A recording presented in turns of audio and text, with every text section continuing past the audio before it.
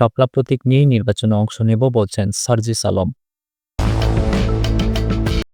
ফ্যাসিবাদ বিরোধী ঐক্য অটুট রাখতে চায় বিএনপি, মন্তব্য সালাউদ্দিন আহমেদের। ঐকমত্য কমিশনের সব ডকুমেন্ট উন্মুক্ত থাকা দরকার বলছেন প্রধান উপদেষ্টা। আগামী সংসদ নির্বাচন পুলিশের জন্য চ্যালেঞ্জ বলছেন আইজিপি।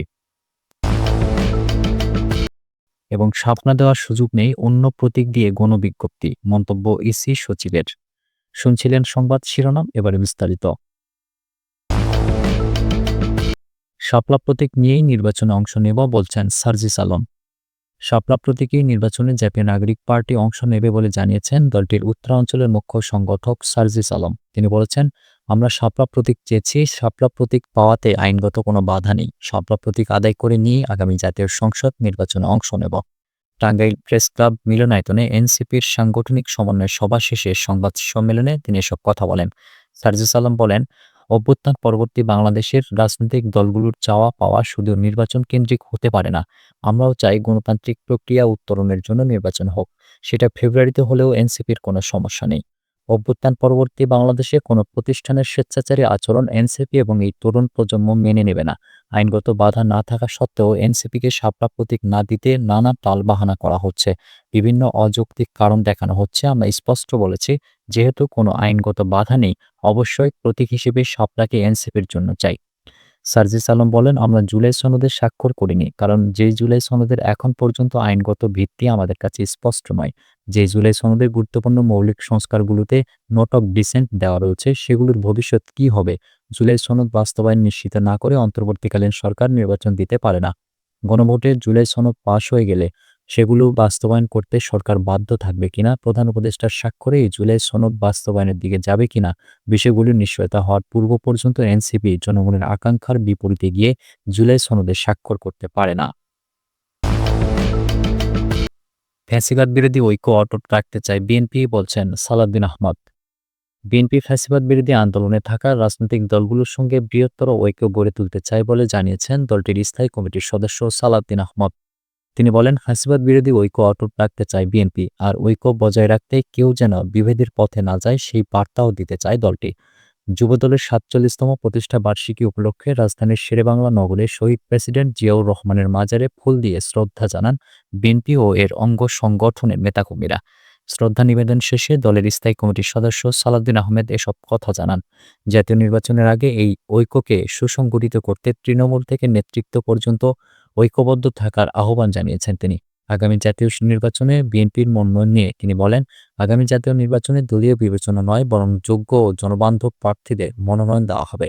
নির্বাচিত হলে নতুন বাংলাদেশ গড়ে তোলা হবে তারুণ্য নির্ভর নেতৃত্বে, যেখানে থাকবে গণতন্ত্র, ন্যায় বিচার। অনুষ্ঠানে সালাউদ্দিন আহমেদ বিভেদ ভুলে ঐক্যবদ্ধ থেকে জাতীয় স্বার্থে সবাইকে একসঙ্গে কাজ করার আহ্বানও জানান। ঐকমত্য কমিশনের সব ডকুমেন্ট উন্মুক্ত থাকা দরকার বলছেন প্রধান উপদেষ্টা। জাতীয় ঐকমত্য কমিশন গঠনের পর থেকে চূড়ান্ত সুপারিশ প্রদান পর্যন্ত সব ডকুমেন্ট, আলোচনার ভিডিও, অডিও, ছবি সংরক্ষণ করতে বলেছেন প্রধান উপদেষ্টা প্রফেসর মোহাম্মদ ইউনূস। তিনি বলেন, এগুলো মহামূল্যবান সম্পদ। জাতি হিসেবে আমরা কোন প্রেক্ষাপটে, কি প্রক্রিয়ায়, কোন সিদ্ধান্তে পৌঁছালাম তা সবার জন্য দীর্ঘমেয়াদী সংরক্ষণের ব্যবস্থা করা এবং উন্মুক্ত থাকা দরকার। রাষ্ট্রীয় অতিথি ভবন যমুনায় জাতীয় ঐকমত্য কমিশনের সমাপনী বৈঠকে প্রধান উপদেষ্টা এসব কথা বলেছেন।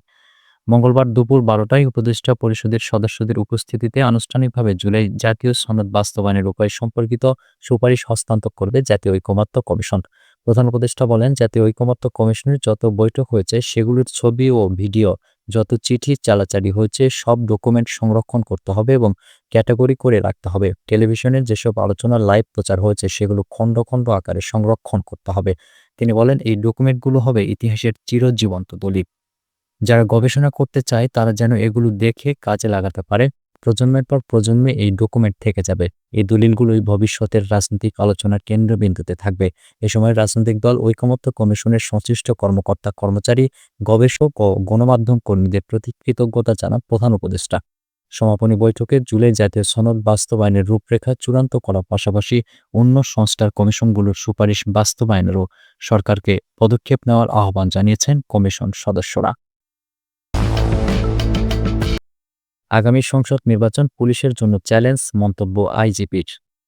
আগামী জাতীয় সংসদ নির্বাচন বাংলাদেশ পুলিশের জন্য একটি চ্যালেঞ্জ বলে জানিয়েছেন পুলিশের মহাপরিদর্শক বাহারুল আলম। তিনি বলেন, এই চ্যালেঞ্জ মোকাবেলার সক্ষমতা পুলিশের রয়েছে। অতীতে নির্বাচনকে কেন্দ্র করে পুলিশ সম্পর্কে জনমনে যে নেতিবাচক ইমেজ তৈরি হয়েছে তা থেকে বেরিয়ে আসার একটা বড় সুযোগ আগামী নির্বাচন। এই সুযোগ কাজে লাগিয়ে জনগণের আস্থা অর্জনে সবাইকে সচেষ্ট থাকতে হবে। পুলিশ হেডকোয়ার্টার্সের হল অব প্রাইডে অনুষ্ঠিত বিশেষ অপরাধ পর্যালোচনা সভায় সভাপতির বক্তৃতায় আইজিপি একথা বলেন।